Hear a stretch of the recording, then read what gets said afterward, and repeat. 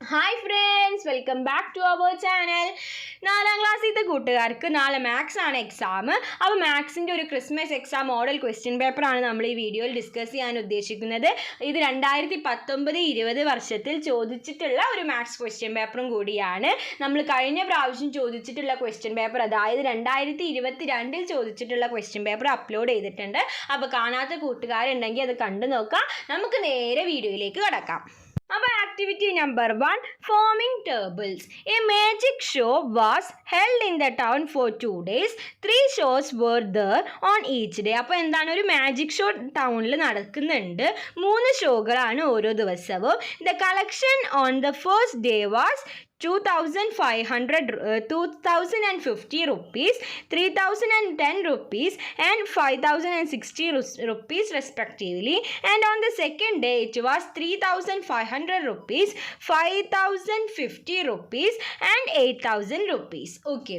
Enter the above details in the table below. അപ്പോൾ എന്താണ്, മേൽ പറഞ്ഞിരിക്കുന്ന ഡീറ്റെയിൽസ് നമുക്ക് ഈ ടേബിളിൽ എഴുതണം. അപ്പോൾ ഡേ 1 ഫസ്റ്റ് ഷോ എത്രയാണ്? അപ്പോൾ ഇവിടെ day 1 the collection on the first day was 2050 എന്നുണ്ട്. അപ്പോൾ first show 2050. Then second show എത്ര വരും? Second show 3010 and third show എത്ര വരും? 5060. ഓക്കെ. ഇനി നെക്സ്റ്റ് ഡേ 2 നോക്കാം. ഡേ 2 എങ്ങനെയാണ് പറയുന്നത്? Day 2 respectively on the second day it was 3500, 3500 first ഷോക്കും, then second shock 5050, then third shock 8000 രൂപയും. ഓക്കെ.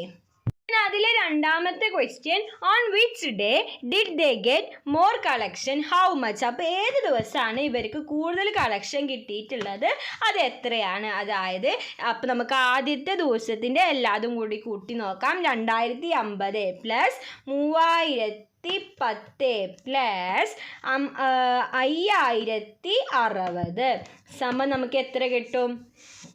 101020. അതായത് 1 stands 100,000 10,000 10,120, 10,110 rupees കിട്ടും ആദ്യത്തെ ദിവസം. ദെൻ രണ്ടാമത്തെ ദിവസം എത്ര കിട്ടുമെന്ന് നോക്കി നോക്കാം. 3500 പ്ലസ് 5050 പ്ലസ് 8000. അപ്പോൾ അത് കൂട്ടിയാൽ നമുക്ക് എത്ര കിട്ടും? 16,550, 60,550 rupees എന്ന് കിട്ടും. അപ്പോൾ ഏത് ദിവസത്തെ കളക്ഷനാണ് ഏറ്റവും കൂടുതൽ? ഡേ 2 ആണ്. അത് എത്ര എന്നും കൂടി എഴുതണം. എത്രയാണ്? 16,550. അതായത് 60,550 rupees. അടുത്ത ചോദ്യം, how much did they get in 2 days? 2 ദിവസത്തിനും കൂടി എത്ര രൂപ കിട്ടി? അപ്പോൾ ആദ്യത്തെ ദിവസം ഒക്കെ കൂടി ആഡ് ചെയ്തപ്പോൾ നമുക്ക് 10,120 രൂപ എന്ന് കിട്ടി. ദെൻ രണ്ടാമത്തെ ദിവസം 16,550 രൂപ എന്ന് കിട്ടി. ദെൻ രണ്ടും കൂടി ആഡ് ചെയ്യുക. അപ്പോൾ നമുക്ക് എത്ര കിട്ടും? 26,670 രൂപ. അതായത് 26,670 rupees. Okay. Activity 2, expansion of library. There are 190 students in Meenu school. Each student gave 45 rupees for buying books as part of the expansion of the library. അപ്പോൾ മീനുവിൻ്റെ സ്കൂളിൽ 190 കുട്ടികളുണ്ട്.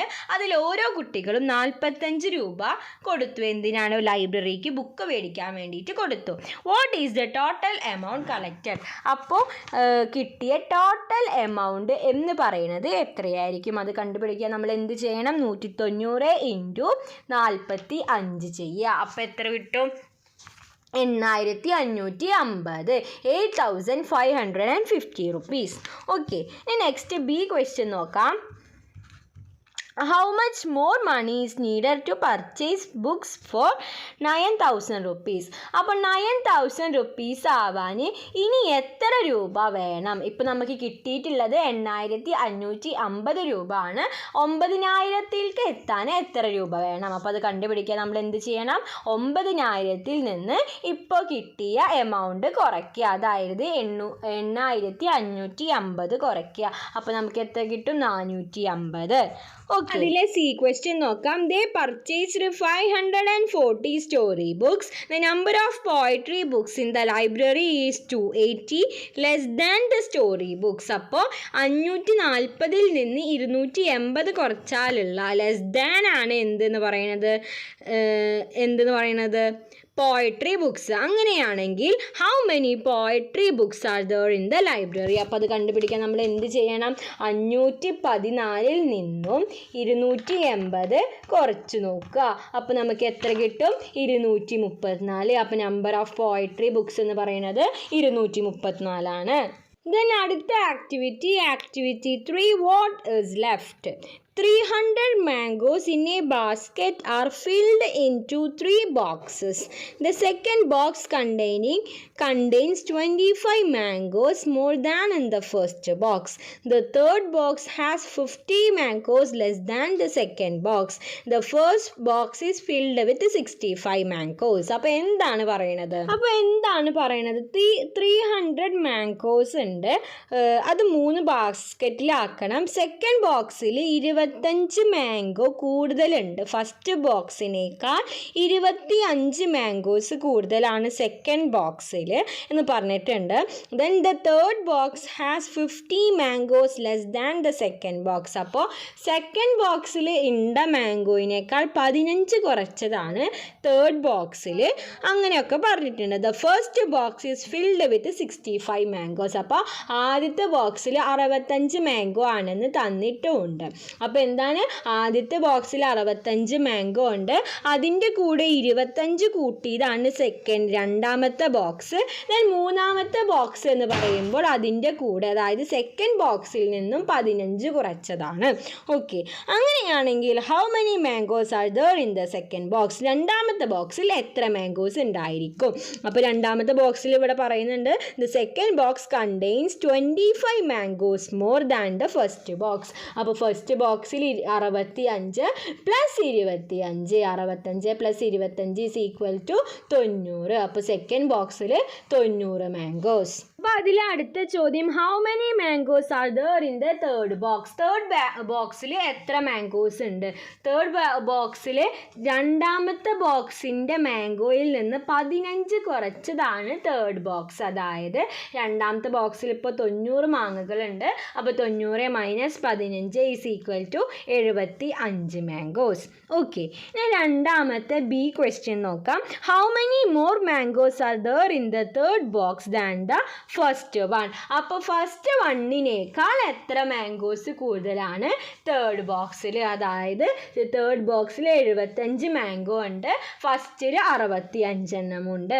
അപ്പോൾ 75 നിന്ന് 65 മൈനസ് ചെയ്താൽ നമുക്ക് 10 ആൻസർ കിട്ടും. അപ്പോൾ 10 മോർ മാംഗോസ് ഉണ്ട്. ഇനി next how many mangoes R left in the basket? അപ്പോൾ ഇനി ബാസ്ക്കറ്റിൽ ലെഫ്റ്റ് ആയിട്ടുള്ളത് എത്ര മാംഗോസ് ആണ്? അപ്പോൾ നമുക്ക് ഇതിലത്തെ 3 ബാസ്ക്കറ്റിലത്തും നോക്കി നോക്കാം.